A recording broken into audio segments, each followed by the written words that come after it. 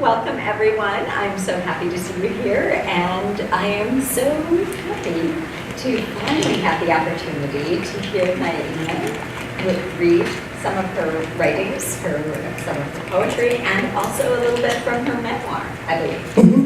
And so you are like mic'd, just don't say anything you'll regret that you don't want any of us to hear. Anyway, I'm so fortunate. I was so happy to meet Naima when I first came to work here. She came and introduced herself, as many of the wonderful, friendly, good people around the world have done. And so now I finally get to find out even more about her by hearing her read her own work. So let's have a big outro.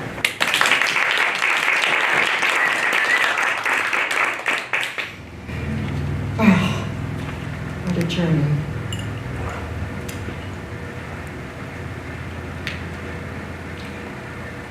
This book of poetry, War is Over, We Are Unbound, sort of has been poetry armor for me, for now. And it's based in human values. There are 5 human values that I work with, because that's what I've been teaching for the last 4 or 5 years to juniors and seniors in high school that are at a career and technical and education center in the U.S. Virgin Islands territory. The school was founded by the oil baron, Leon Hess, to filter into the oil refinery until it was sold to Venezuela, Provenza, and then it changed. But I'm still teaching. I've been teaching. Hurricane Maria hit, and that's where I was there writing. I've been writing here or there. Yeah, I've been a snowbird, I admit it. I've taught in St. Croix back and forth since 1974. From here to there. My mother always called me her gypsy daughter. Human values are essential components of all cultures. Long-standing and reliable research affirms that values are innate within the human condition and rest in a relatively undeveloped state as potential energies.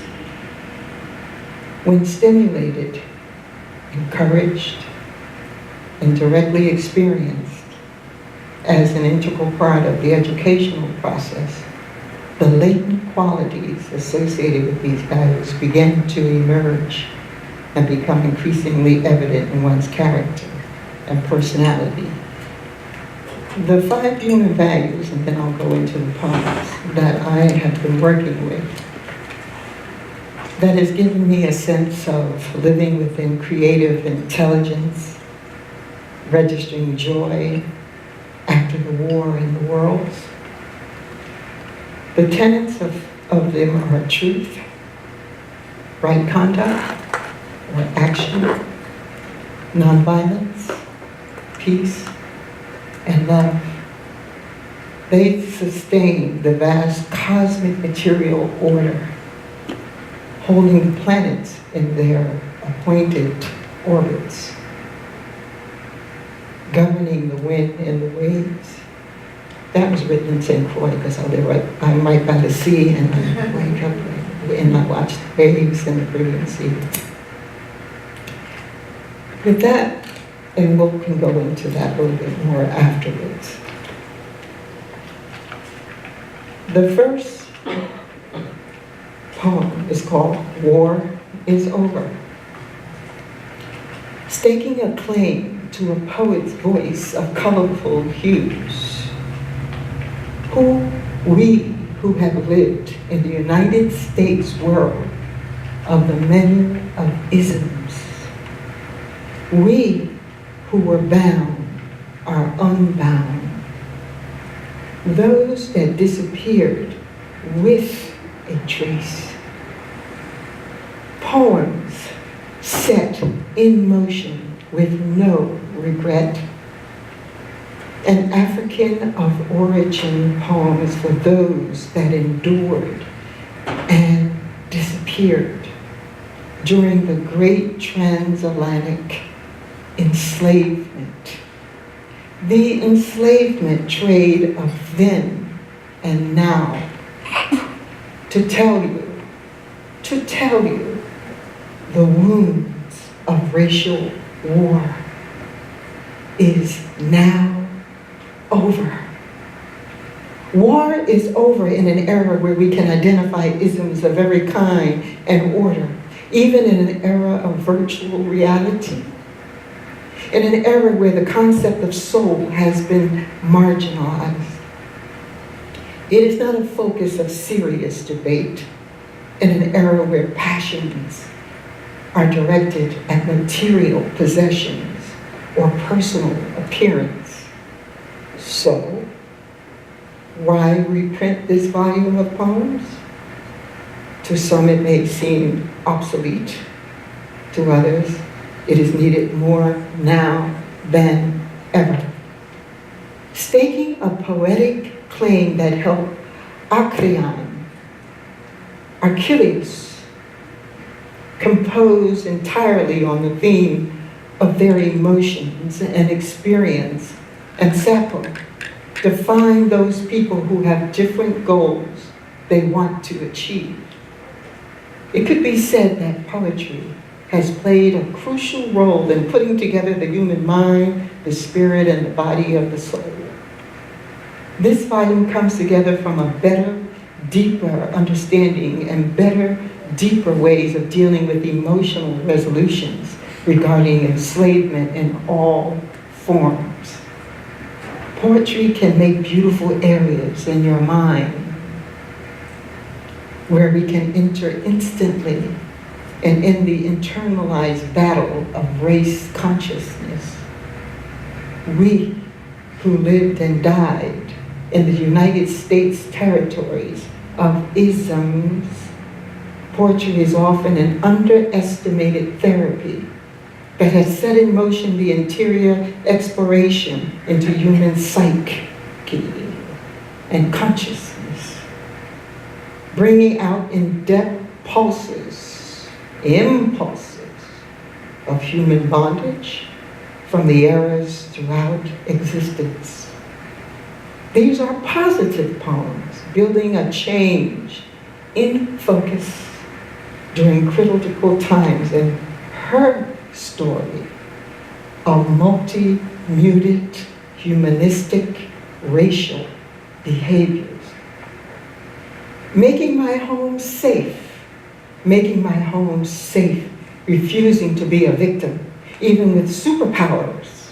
See truth in events. I will not fight strangers. Another year toward my birthday, and cannot fight the strangers. Only one candle is left. Who am I to peer into consciousness? What do I say to prevent Maya's karma? Yes, I took this moment to face the crimes as music heals me, sterile projects and elbow dreams. Miss Grace is doable. Give praise to the ancestors. Even if they were wrong, let's forgive as this tenet called love. Let's forgive with this tenet, this value of human called love. All ancestors, all ancestors Our baobab trees still standing, holding our ancestors' hands in a circle. All the colors invented in all of us. War is over. We are unbound. Are we our ancestors? Are we related in any atom formation in race consciousness? How about our part in today's warring events in our nation? Multiple colored attributes. We are bound because we are first free, and the power which binds us is the only thing in the universe which can free us. The war is over. The war is over. Why are men of color an endangered lot? The masculine in me reformed, transformed after the gay-clad mode. Elbow dreams, black nose, grabbing my adolescent fine ass. For a long time, Miss Grace did not live here. Yet no longer do I detest black nose. Enslaved Michael Epps, the one that lived in the sterile asphalt project dwelling. Built for returning World War I and II veterans by a dead president whose face is not yet on money. Nor any black man who took the raps and the raps and the raps. Men that rapped, robbed, and raped are new and few of our precious yet abundant body temple jewels. War is over. War is over. Within there is a higher love explored. A discovery of unimpeded spirituality and logical state of balance. Together, the new universe on earth is united body in consciousness, no longer unaware of the age of Aquarius, thus ending the reign of evil men and women. War is over. War is over. Why were peoples of African origin an endangered species? What happens when we part from the silver cord? When it pops, it breaks from this world of earthly memories and of the colorful suicide squads. War is over, and Clara, can we have the tune, War is over.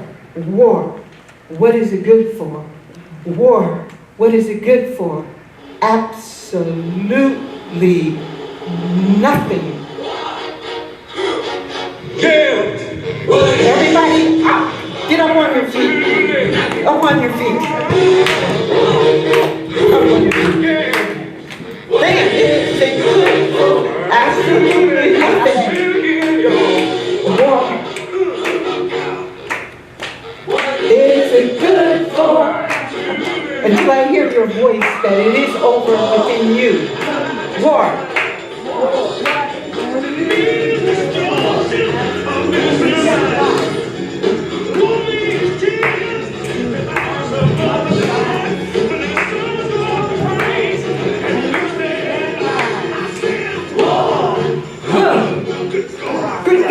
What is it good for? Absolutely nothing.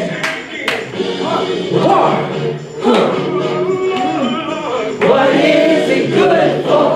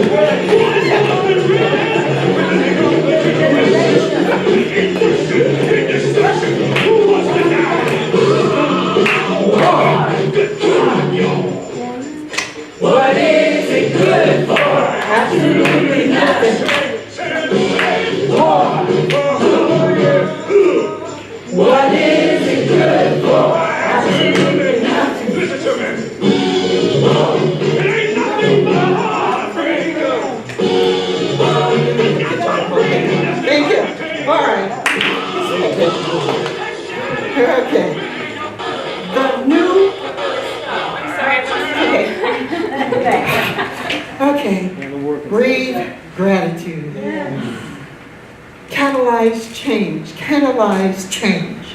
The new colors of us are set in motion. So are the differences in writing the name of God. Our new beginnings and endings. In the end, we have conceived love. We understand it and are now taught to end our internal oppression. Poetic voices of color allows us to evoke new excitement, joy, colored jewels, black gems, images and sounds, lighted memories of ancestral music, all fueled by liquid peace flowing. As civilization is judged and prized, not by the amount of power it has developed, but how much it has evolved and given expression to its laws and institutions, the love of humanity.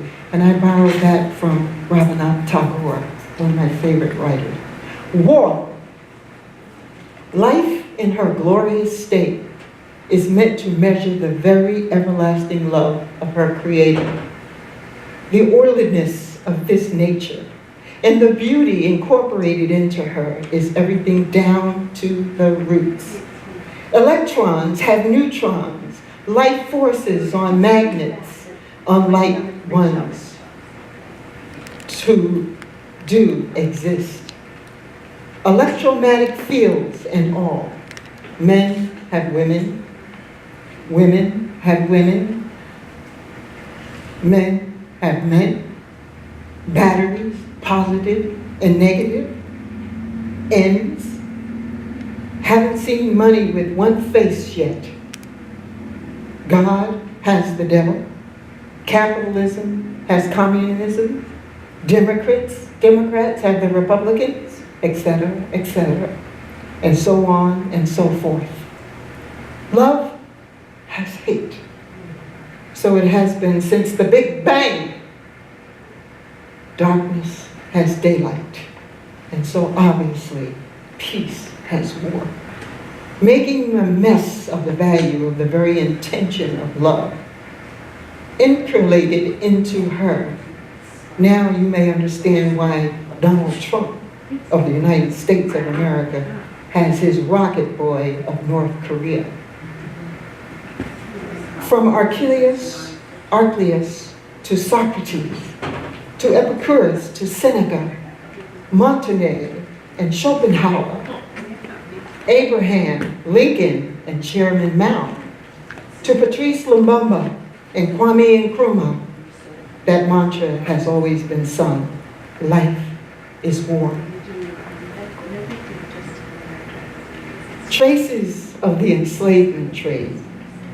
This is dedicated to Jessie Daisy Turner family, the memorial that I worked with for years on that and met her when I came to Vermont in the early 60s while I was really, truly one of the first black hippies at Goddard College, officially graduated. First Linden, then Goddard, and then, you know, on and on and on. But I'm official. I got my sheepskin, all of them. But Daisy Turner has been her in me and her family research and National Park Service. I did it, and I'm still really, really, really like playing her. She died at 104, so I got a lot of time left. Ancestors, ancestors, where are all the baobab trees still standing that holding our ancestors' hands in a circle? All our colors. War is over. We are unbound. Are we the same ancestors? Are we related in any atom? Spirits whisper in memory like magic. Voices from the faces of the unseen. Those who cut hand to mouth with the believing unforgave.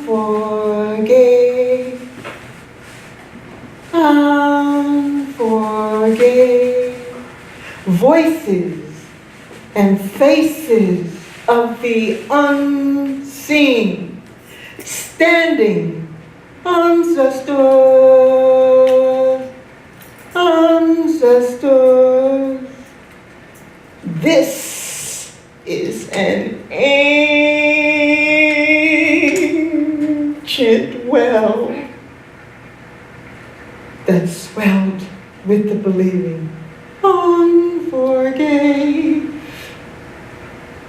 Where they stood, we listen. Where we stand, we listen. Listen to the listen to the winds, the crashing waves, the echoes.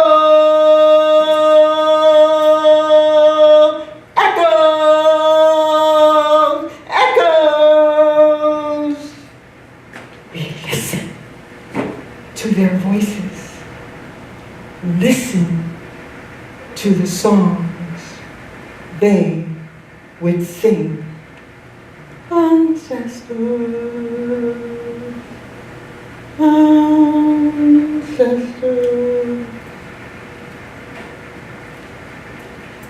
I wrote that while visiting, doing the research on Daisy Turner at the enslavement castles in West Africa, where when I was working with St. Michael's Episcopal Church, and we were helping with the community outreach, and it was a wonderful time because I found my roots. And we built a library, we did a bike project.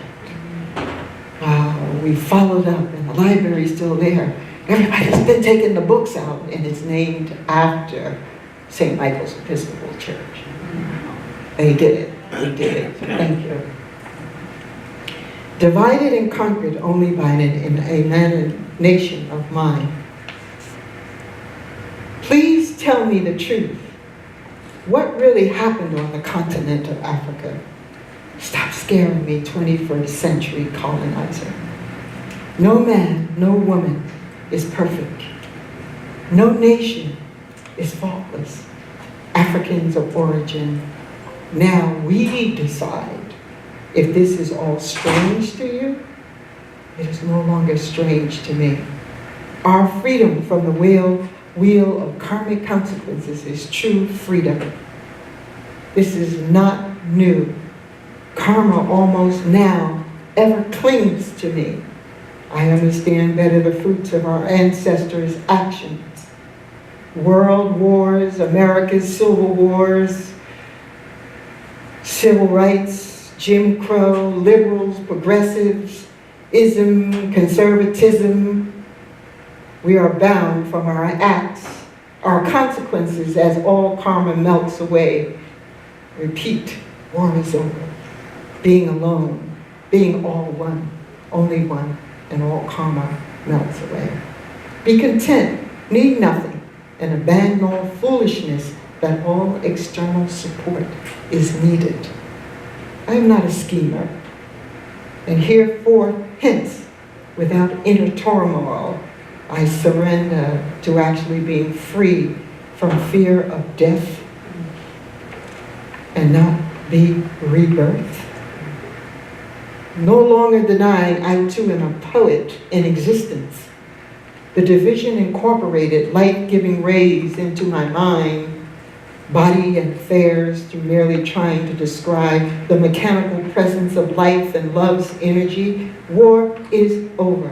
We are unbound. We need men. We need women with pure hearts. Only then we bend our gigantic ego. Without love, we will not live in the world. Started this poem with love, being this day with love, is the law of love that we have whatsoever we desire. Ending substance of this poem is the law of love.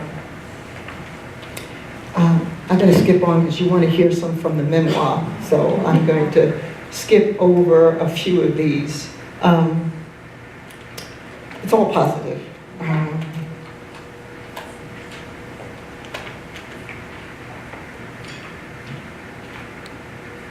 The tree of emancipation, inner soul strength reigns, dispels the darkness of ignorance, giving us light of knowledge, saved from all misdeeds, whatever life we have left, let it be blessed. Let there be no ill will towards each other. Let there be no desire for revenge. Don't let us lose ourselves to enmity. Let us not repeat America's people's past mistakes. Let not the future be like that. And now we're moving from where I was in Sahana back to Vermont.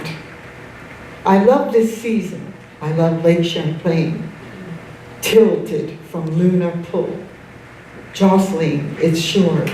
I love these green mountains, the stark granite rocks of ages crossings, sculptured by evergreens that grew up at some unknown time, isolated in the fields and forests, cleaved in by snowfalls. A sentinel now regards me unblinkingly, and beyond maple, oak, and birch trees, from a cadence to a distant harvest moon. Do not violate the wilderness with vulgar noise and vulgar tourists. We don't need the interference of capitalism's destruction. Human ambition crawling over the landscape like flies over fresh fruit. What is your goal? Is it simply to walk through this mysterious world without being a burden to it? Do you agree?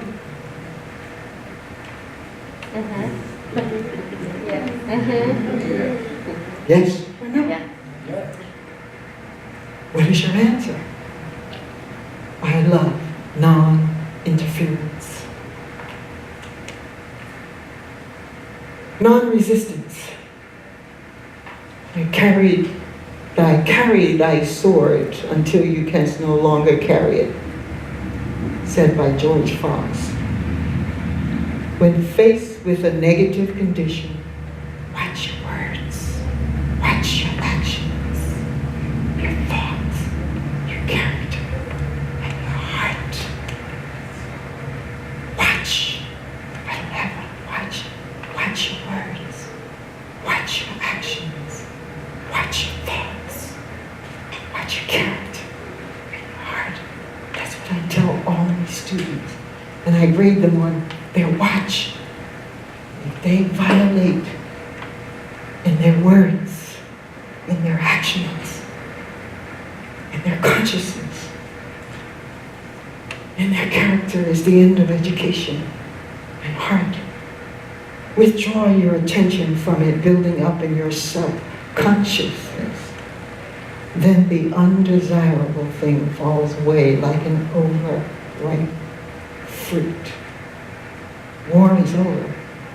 We are unbound.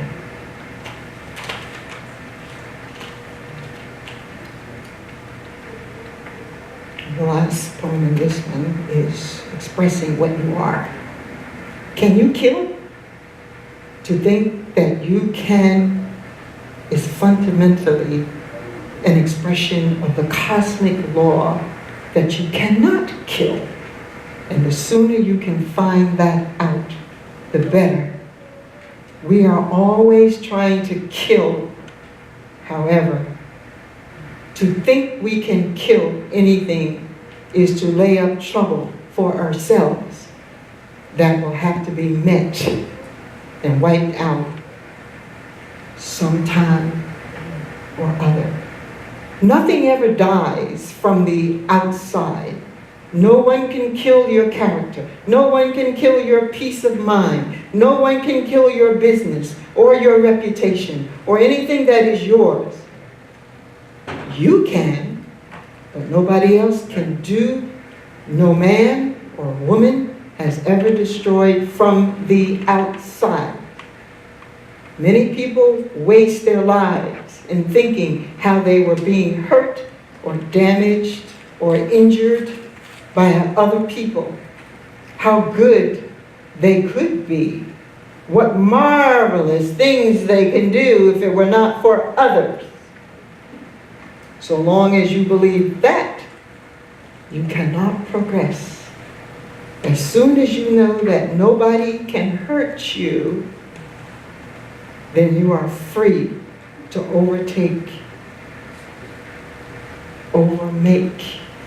any mistakes, and to be and do the thing you want. So, that was a few of the selections. Let me go into Elbow Dreams. A memoir, and it's changing. You're going to get a peek at chapter 3 of this, okay? Get out of there. This is my parents on Elbow Dreams. Whoever can figure out which one I am, I'll make sure you get a free copy of the book. Otherwise, you've got to buy it. Okay. I'm going to start with the beginning of how I got to Vermont in 1964. Through again the Episcopal dioceses between Vermont and New York, New Jersey, because it was during the civil rights and they were at the forefront. And here is my 60s friend, Carolyn, we were doing programs in the 60s, what was it? At Linden, and we were counselors. They brought up 500 youth from New York, 500 Vermonters from the entire state in the colleges when, what was his name? That was the governor then, in 64. Oh yeah, Philip Hoff. We did movies, we went into integration and into everything. Fraternizing, black with white, white with Hispanic, we were Asian, they were gay, there was people, I was powerful. Wasn't it, Carolyn? Okay. She was from New York, Lower East Side. Of course. And her mom has always been, I'm like a daughter. Thank you. I love you dearly. Thank you for coming. We all fall off that tower. We all skim above the ground at a great pace and can't keep on it. We all say, this must be a dream, because I was in this strange low roof, beam constructed place once before, and it turned out to be a dream. We all confound the living with the dead, and we all frequently have knowledge or suspicion that we are doing it. Who can guess who said that? He was not American, but he's well read. Anybody? Another free book, if you can guess.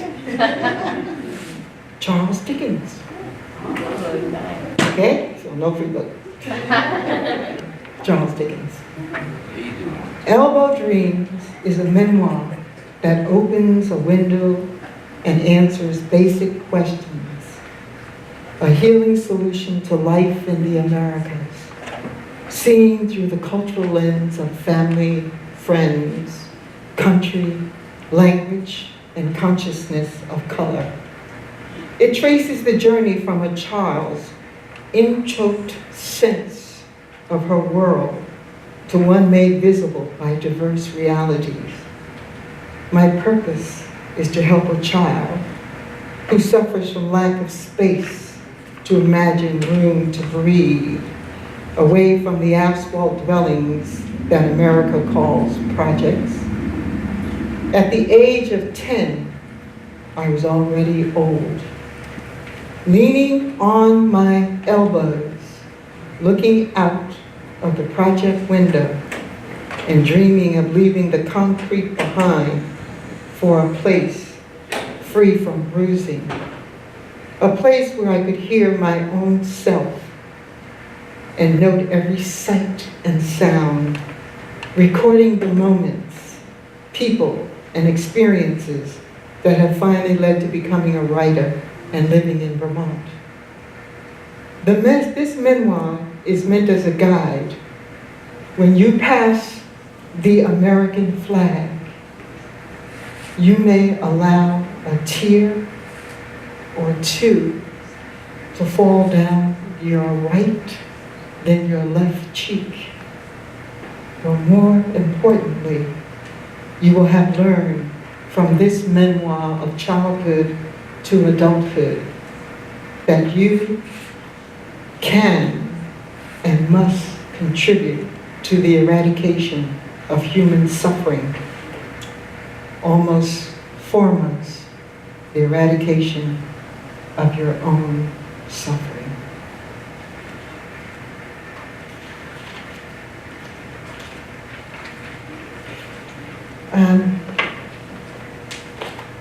Because I mentioned the word black nose, I'm going to read from Black Nose a few and then go on.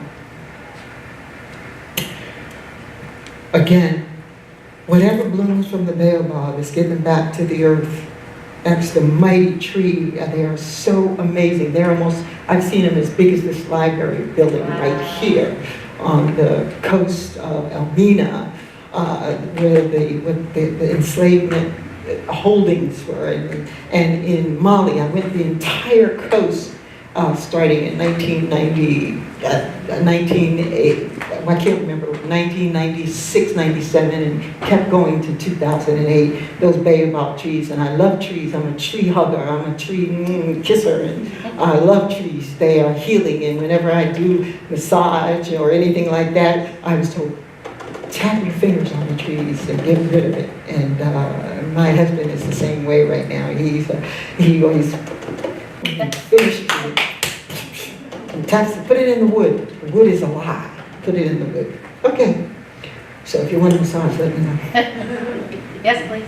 Black Nose is the only name I know to call Michael X, the juvenile delinquent that taunted and haunted me with the threat of molestation for 4 years when I lived in the Booker T. Washington projects, a stone's throw from Ellis Island with a perfect view of the Statue of Liberty from my project window. The Erie Lackawanna freight trains roll by on time with loaded goods for someone north of where I live and south of where we lived in apartment 932 Fremont Street, who was a part of the Civil War, that became a police patrol asphalt dwelling compound by 1958.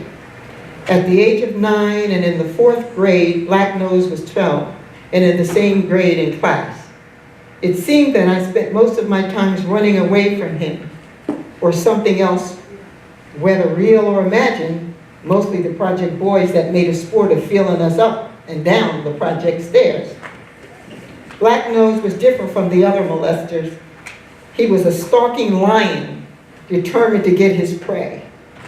He was built like a stealth missile, and pre-adolescent project girls were his targets, living in a clear eyes view.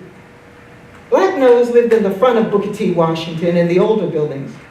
I lived in the annex, the newer ones, supposedly, considered the better part of the projects. Booker T. Washington project was built right after World War II for returning veterans and families. The great and not so great migrated immigrants from war-torn European nations that believed in the American dream and the Statue of Liberty words, "Give me your poor, unoppressed." Speaking their native tongue, the smells were of other places I began to dream of. My dad wasn't a veteran of World War I. My uncle, Ajay, was, but he was a veteran of the great transatlantic slave trades, the Civil War, and a refugee from the Southern Jim Crow laws. By the time we moved there in 1957, Europeans turned white Americans' flight had begun. There were only a few black families that moved from downtown Jersey City. It was what those in the projects call living above the Mason-Dixon line. Not sure why it was called above the Mason-Dixon line. The Mason-Dixon line is in Maryland. It's south of Jersey City. And since Booker T had mostly Irish, Polish, Italian immigrants, most didn't speak English and arrived to Ellis Island. There were a few Polish Jewish families and one black Muslim family, a few white Jehovah's Witnesses, which my sister Geraldine later joined. And it is the first time I heard the word Democrat and Republican was when Mr. Jordan, who lived in our building downstairs on the second floor, Mr. Jordan caught flack from everyone. It was known that he was paid to vote Republican during the John F. Kennedy years. Mrs. Jordan was a bookie for the illegal numbers racket, controlled at that time by the Italians. Everyone in the Jewish. Everyone in the project, but mostly women, considered Mr. Jordan a prominent man. He fathered quite a few outside babies, besides his own 6 children with Mrs. Jordan. I guess he created his village and would have made a great Muslim candidate. One French woman who spoke very little English and was very beautiful was married to a black veteran, Mr. Hill. He used to beat her all the time when drunk. I could hear her screams resounding throughout the projects. Most of the Irish and Polish had factory jobs. The Jews moved out and up on the hill, less than a few weeks after we moved in. They owned the clothing and jewelry stores downtown on Jackson and Bergen Avenue. The Polish Jews owned the little shop on Grand Street, on the corner in front of the projects, not far from Black Nose buildings. By the time the many Southern African of origin, I stopped saying African Americans, it's just, it gives you bipolar. You know, you're schizophrenic, there is a split there, African American. So I say Africans of origins, that's the new word for me, sorry.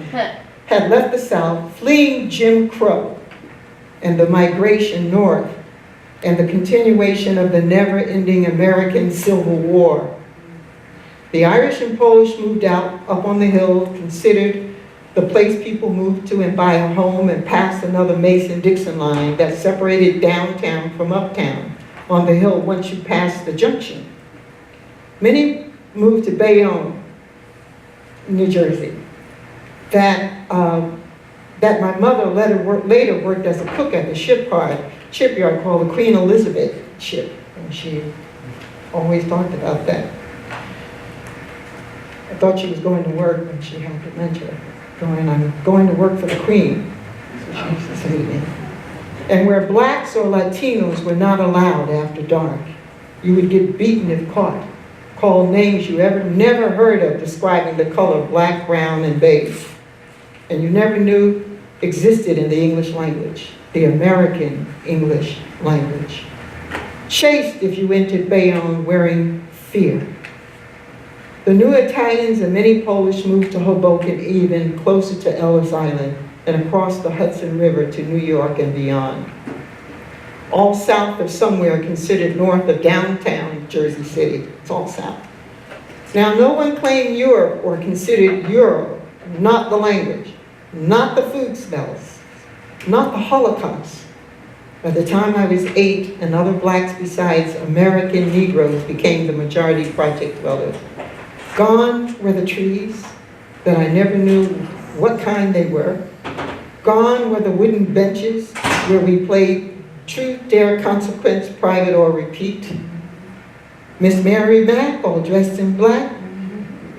with silver buttonhole down her back. She asked her mother for 50 cents so she could see the elephant, jumped over the fence. Then he jumped so high he reached the sky and never came back to the 4th of July.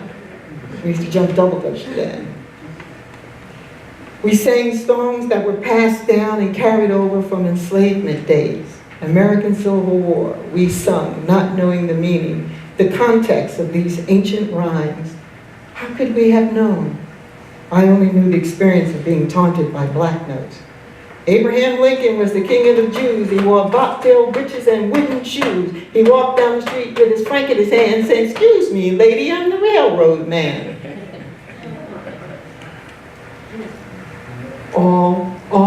All in together, girls. How you like the weather, girl? Fine, fine. Bottle of wine. There were lots of winos drinking cheap wine called Twisters and Sneaky Pete. Cows jumping over moons and never coming back until the 4th of July. On the corner stands a lady, who she is I do not know. All she wants, all she wears is gold and silver. All she wants is a big jump, and so jump in my Carolyn dear, and jump out my Naima dear.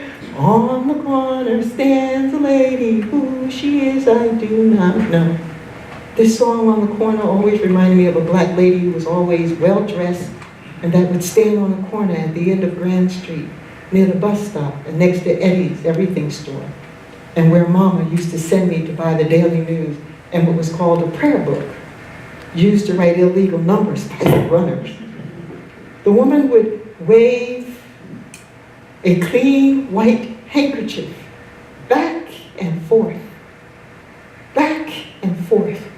She had uncontrollable body movements, rattling and shaking, her mouth moving as to speak and talking to the air in all seasons, but you couldn't understand a word she spoke. Some of the project kids used to tease and taunt her. Who she was, I do not know. I would watch her and wonder what was this well-dressed black woman saying, always on the same corner standing, moving, as the corner passerby looked and laughed at her waving a white laced elegant handkerchief, not bothering anyone, but bothered by something inside her body. No one bothered to inquire what happened or who she was. I remember her as a journey back in time in my elbow dreams.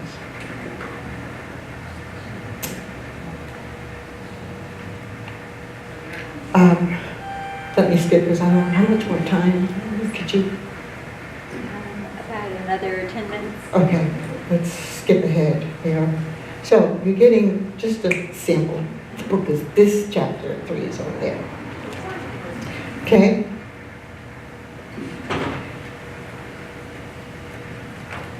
All right. Black Nose chased me so many times that I learned to run a marathon mile in 7 seconds, pass his building through all seasons. I became an avid skipper and practiced inside the project hallway, skipping up and down the stairs and in our railroad row design hallway. I would pretend I was a gazelle, a swan, or jump into the sky, into a colorful balloon gliding past the asphalt jungle without stopping. Until I arrived to the safety zone of apartment building 932, Fremont Street. Sometimes 4 steps at a time I would take to reach the 4th floor, bang on the door and run into the bathroom, the only place I could be alone, where I began writing on toilet paper, and then graduating to writing in Mama's address book, until she found a note from me complaining that no one said happy birthday to me when I turned 8 years old. I didn't know how to pray, but knew the words.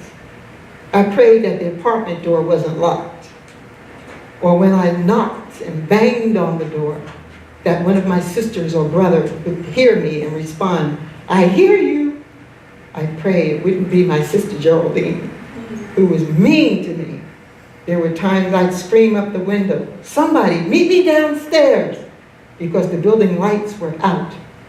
"Mary, Arlene, Geraldine, Wooly, Celestine, my younger sister who disappeared in 1968 after leaving Vermont, as she was here in school with me. I had already left the projects in school in Vermont, thinking I had reached the New England. England, not New England. Mama, are you there? Daddy, please, meet me downstairs. Geraldine, my oldest sister, would usually shout back, "Oh girl, come on up them stairs, don't nobody want you." She had post-traumatic slave syndrome. She still does. I forgive her. The first poem I published when I finally returned to Vermont with a group of leftover 60s hippies and in a collective, taking quaking grass, press essence to taking quaking grass, which is a Native American indigenous herb, essence to bend our will to the good of the community. Strange, since it was the two Irish ones that fought and needed it. I certainly didn't need to bend my ego. I needed it built up from what seemed like a never-ending melancholy mood.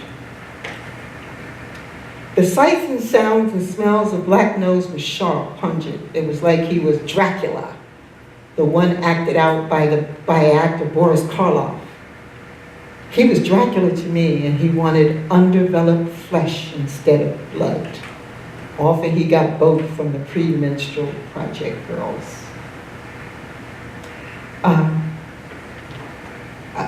About 4 more minutes? Okay, I'm trying to stay on the thing. I'll read this. I'm skipping over here. I met my first lesbian when I was 9, and she lived in the apartment across the hall from me. Pumpkin, AKA Alberta Havian, showed me all her female organs one day and expressed her desire to be touched. I also touched her one day while we were standing upstairs on the 3rd floor looking out at the window. It happened on Easter Sunday, the same day we had taken a picture wearing all the new clothes. It was a sunny afternoon. I had gone to Grace Church Van Vost downtown and still had on my Easter clothes. Pumpkin made my favorite snack of saltine crackers with peanut butter. Mama had not finished cooking the Easter meal. I was hungry for the snack, and she was hungry for touch. Pumpkin held the peanut butter crackers oozing out on the sides in one hand, wrapped in wax paper in her left hand, and a jar of cherry Kool-Aid with enough artificial sugar to send you to the moon. She knew I liked this treat, and then put her right hand between her thighs, right next to her vagina. I decided to use my voice of persuasion to get the goodies. The power of mind over matter kicked in. Now called the science of mind. I had just read about it in our set of encyclopedias Mama had bought, and that took her 7 years to pay for. I sat for hours reading the green and pale white books. They were my source for information, and that helped transport me out of the projects and into the world of words and places where all the immigrants were from that lived in the projects briefly and moved out en masse when we moved in. You'll have to buy the book to hear what happened with Alberta Havian, with Pumpkin. I want to read one last piece so that you have any questions with Black Nose and all of that, but here it is. Okay. I left the sights and smells, rhythm and blues, songs, soul music, jazz, concrete benches, the memory and name of Black Nose, his loud laughter, his bow legs, stealth footsteps chasing me, everything familiar and routine living in the asphalt dwellings. It all went deep inside my developing pre-teenage body and mind. I wonder what that day I left the projects in 1964. Mama and Daddy woke me up at 4:30 a.m. I was already awake and dressed. It's time to go.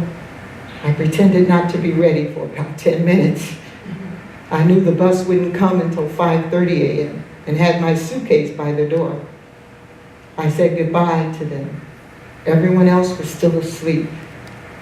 I decided to leave early since I had to carry the big orange Amelia Hart suitcase to carry on to the bus stop. I didn't expect anyone to offer to help me. I made it to the corner slowly and waited on the corner of Grand Street for the 99S bus to take me to New York Port Authority, holding tightly in my right hand the $1.20 to pay the fare Mama had given me. I thought about the lady that always stood on this corner. She wasn't there waving her handkerchief. Miss Sudi hadn't opened yet. For the first time, it was for a second I thought about Black Nose. This time I didn't run. I smiled and kept walking. Sometimes in the complete dark of night, in dreams and shadows, I see the image of his broad black nose.